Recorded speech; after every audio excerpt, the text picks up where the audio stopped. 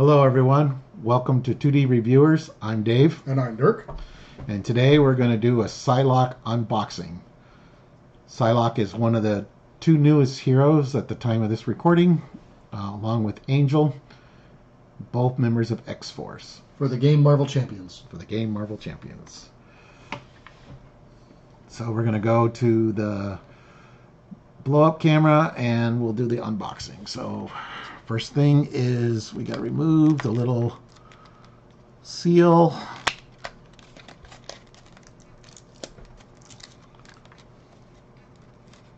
And then we open the clamshell. We got a deck. Now, people that might be new to hero packs, important thing is there is a poster inside the flap. You don't want to throw that away because in addition to a nice poster of Psylocke's hero card, I don't know if we could get that all on screen. Yep, there we go. It'll have any new rules, any new keywords, also how to build the deck, and then the play testers. So, a nice little bonus thing. I will open the seal.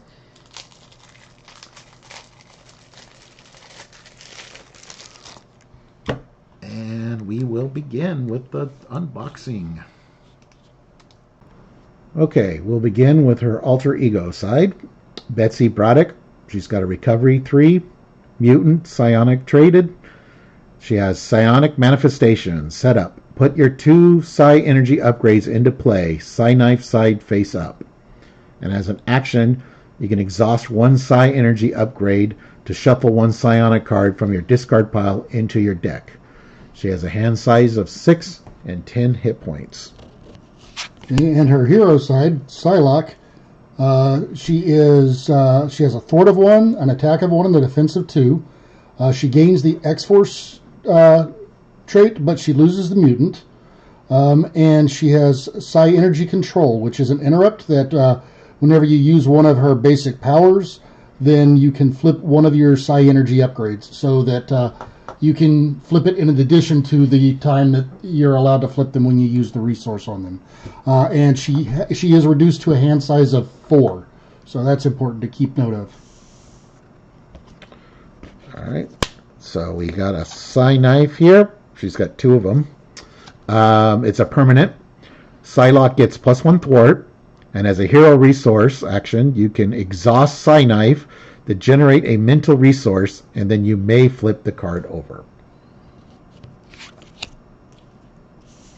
Okay, and on the reverse side of that is the Psi Katana, which is also a psi energy weapon, but it gains the restricted keyword, so which it does not have on the Psi Knife side. So it limits your ability to use other restricted items if you have both of those in play. But with it, she gets +1 attack to her basic attacks, and they gain piercing. And you can exhaust it to generate a strength resource, and at that point, you can flip the card if you choose to. Okay. And card number 1 is Angel, which is her signature ally. It's got cost 3, thwart of 1, attack of 2, 3 hit points. He has the aerial and X-Force traits. After you play Angel from your hand, ready your identity. And it's got the wild resource, which is really nice. Okay, next we have 3 copies of Flurry of Blades, which is a attack event. It shares the psionic keyword with Psylocke, so you can use something like team building exercise on that. But it's an attack. It deals 2 damage to an enemy, and for each copy of Psi Knife that you have that you control, you can choose an enemy and confuse that enemy. And for each copy of Psi Katana you control, you can choose an enemy and deal 2 damage to it. So you can either double up on the damage, you can confuse a couple of enemies, or you can do it. You can have a choice of both. All right. And her thwart event, she has 3 copies of. Costs 2. Psionic thwart traded. Hero action thwart. Remove 1 threat from a scheme. For each Psy Knife you control, remove 2 additional threat from that scheme. For each Psy Katana you control, you get to draw a card. Okay. Next we have Telepathic Suggestion, which is an event. It's a hero interrupt, so that when you reveal a card from the encounter deck, you can cancel its when revealed effects. And for each Psy Katana that you control, you can choose an enemy and deal 2 damage to that enemy. And for each Psy Knife you control, you can choose a scheme and remove 1 threat from it. All right. Next we have a defense event. 2 copies. It costs 2 defense and psionic traded. Hero interrupt defense. When you would take any amount of damage from an enemy attack, prevent 2 of that damage. For each Psy Katana you control, you can prevent 2 additional damage, and for each Psy Knife you control, you can confuse that enemy. All right. Next we have our first support. It's a training regimen, and it has the training keyword. And once it's in play as an action, you can exhaust it to search your deck for a skill card and add that card to your hand, shuffling your deck afterwards. Now, if you're in hero form, you have to discard a card, so you'll probably want to try to do this when you're in alter ego if you're able to, unless you really need the card or you're looking for something. All right. And the first of said skill cards, which these are upgrades, cost 1. Psylocke gets +1 defense. Hero response. After Psylocke defends against an attack, you can discard martial art training to ready Psylocke. Okay. The next one we have is also a 1-cost upgrade skill card. It is Psionic Training, and it allows Psylocke to ignore the guard and patrol keywords. And as a hero response, after she thwarts, you can discard the card to confuse an enemy if you really need to. All right. And then the final of the skills, this one costs 2. Weapons Training. Psylocke gains Retaliate 1. After Psylocke attacks, discard weapons training to ready each weapon upgrade you control, which then, of course, means you can use the resources again. Pretty nice. All right, so that's all of her kit. But moving on to the rest of the cards in the starter deck, or in the basic deck for her, the first one we have here is an ally. It's Captain Britain. And let's see, this is Brian Braddock. He costs 4, but he thwarts for 3 and attacks for 3. He does take 2 consequential damage for each of those actions, though. He has the Aerial and Excalibur keywords, and he takes 1 less consequential damage after he thwarts a side scheme or attacks a minion. So if you use him just to do side schemes and minions, then he gets to stick around a little bit longer. All right. Next we have Cypher, who is an X-Force ally, so throwing the team training exercise, like Dirk had mentioned earlier, would be great. Costs 2, thwart 1, attack 1. Response: after Cypher attacks and damages a confused enemy, draw a card. Okay. And Psylocke likes to confuse. So next we have 3 copies of the Concussive Blow event. It's a 3-cost attack event, and you can, let's see, as an attack action, you confuse an enemy. If you paid for this card using a strength resource, you deal 3 damage to that enemy as well. So it's kind of an interesting attack in that it does not do damage on its own unless you use a strength resource, but it does confuse the enemy. So it's a good way for a Justice player to be able to actually deal damage to an enemy. And it does that confuse, which she does need in her kit. And yes, that card has been out before, but this is what now new X-Force art. So, all right. Next we have Upside the Head, which is a 1-cost event skill, so she can search for it. Hero response: after your hero makes a basic attack and damages an enemy, confuse that enemy. If that enemy is already confused, stun it instead. And it should be noted that both of these cards have 3 copies, so you have 3 copies for your collection for both this one and Concussive Blow. Right, next we have one of my favorite new type cards that came out with this set, and it is a player side scheme. This one is Lay the Trap. It costs 1 to put in play. It costs victory 0, so once you get rid of it, it goes away, and it really plays into Cable's kit really well. But when this side scheme is defeated, the player who defeated this scheme gets to deal 5 damage per player to the villain. So in a 4-player game, you're swinging out for 20 whenever you get rid of this. So you want to time that one, but and it comes in with a 3 threat per player. So, all right. Next, we have another skill, Float Like a Butterfly. It's a 2-cost upgrade. Play under any player's control, max 1 per player. Interrupt. When a character you control attacks a confused enemy, increase the amount of damage that attack deals by 1. See, there's that confuse again. Okay, and now for the basic cards in the deck. The first one is Pete Wisdom. He's a 4-cost ally. He also thwarts for 3 with 2 consequential damage, but he attacks for 2 with just the single. And you can only play him if you have the X-Force trait. He also has X-Force, so he again works with the team building. But as a response, after you resolve the when revealed effects of a treachery card, you can heal 1 damage from Pete. So then you can actually heal him up and keep him around for a little bit longer with that. All right. Then we got a 0-cost event called Directed Force. Hero Interrupt. When your hero makes an attack that has the keyword Overkill, Piercing, or Range, that attack deals 2 additional damage. Max 1 per attack. And there's 3 copies. Okay, so next we have the Team Up card. So this is a Team Up with Angel and Psylocke. It's a 2-cost event, Soaring Hearts. It has the Aerial and Psionic keywords, which each of those characters has respectively. And as a hero action, you can search your discard pile for an identity-specific event and add it to your hand, and then you ready both Angel and Psylocke. It also has the Wild, which is a good All right. resource.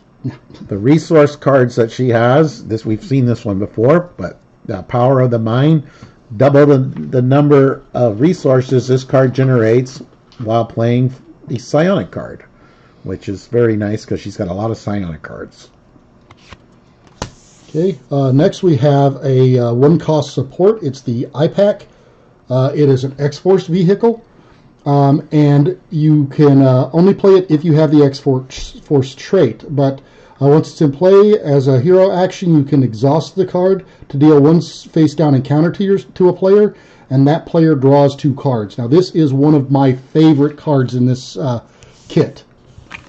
I love that thing. All right. Next, we have X-Bunker.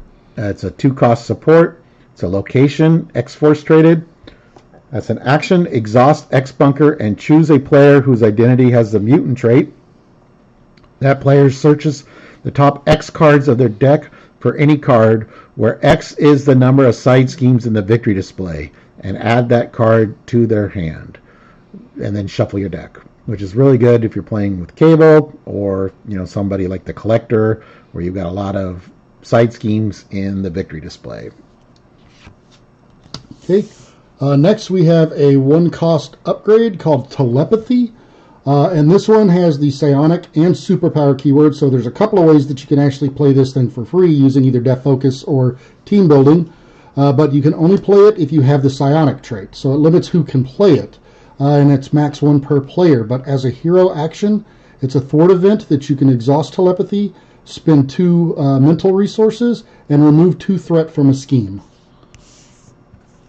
So it's a good way to use leftover resources there, and there are 3 copies of that in the deck. All right, now we're going to go to her orange cards. This is her obligation. Give it to the Betsy Braddock player. You cannot flip your Psi Katana's upgrades. When revealed, flip each of your Psi energy upgrades to its Psi Katana side and exhaust it. Discard 1 as an alter ego action to get rid of it. Discard 1 Psionic card from your hand to discard this obligation.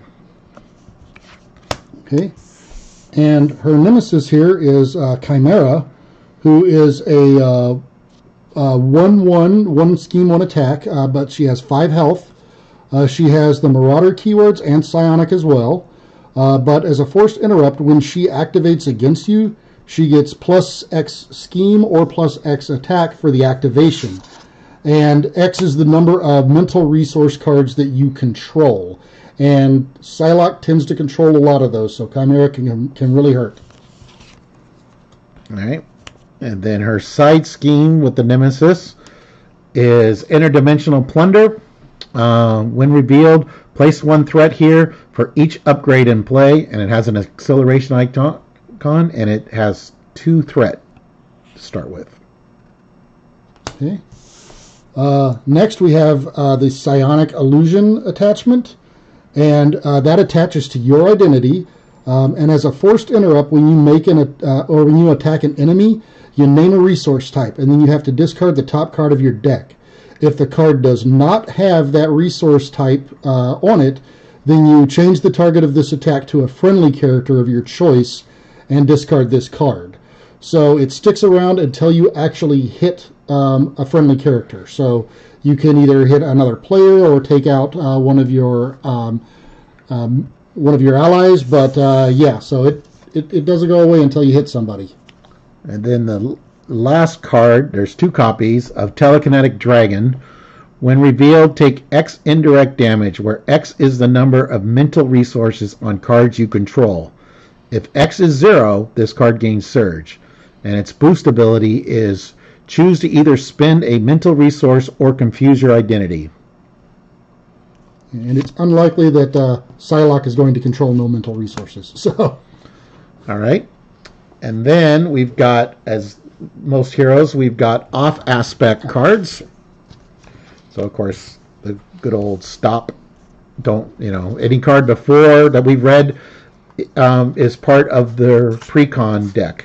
And now these additional cards would be if you wanted a player in a different aspect instead of Justice. Okay. So the first one we have is an aggression event. It's the Cybo attack. It's a 2-cost event. It's a psionic attack. You can only play it if you have the psionic trait. And it is a hero action. You deal 4 damage to an enemy, and it has ranged. So you're protected from retaliate. All right. Then we have a leadership ally, Domino. She costs 3. She's got a thwart of 1, attack of 2, 3 hit points. They have an asterisk, which is a response. After you use one of Domino's basic powers, swap a card in your hand with the top card of your deck. And she's got the Posse and X-Force traits. So you can use her with those Posse cards. Okay. And then our protection card is the Psi Flail Strike. It's a 2-cost event. It's a psionic attack. Again, you can only play this one if you have the psionic trait. But as a hero response, after you defend against an enemy attack, you deal 3 damage to that enemy and stun it. So you're actually hitting the enemy while you're defending with this one. That's always nice. And then the final card in the pack is Telekinesis. Psionic superpower. Play only if your identity has the psionic trait. Max 1 per player. As a hero action, exhaust Telekinesis and spend 2 mental resources to deal 3 damage to an enemy. And 3 copies of those. And again, another way to use up extra mental resources, which there's a good chance you'll have them. And those are the cards that came with Psylocke. Most of them psionic. Psylocke is a character that we both played in each aspect, and I really like her ability. And we'll probably do a review video about her at some point in the future. But for now, I'm Dave. And I'm Dirk. And we'll see you next time. Thank you.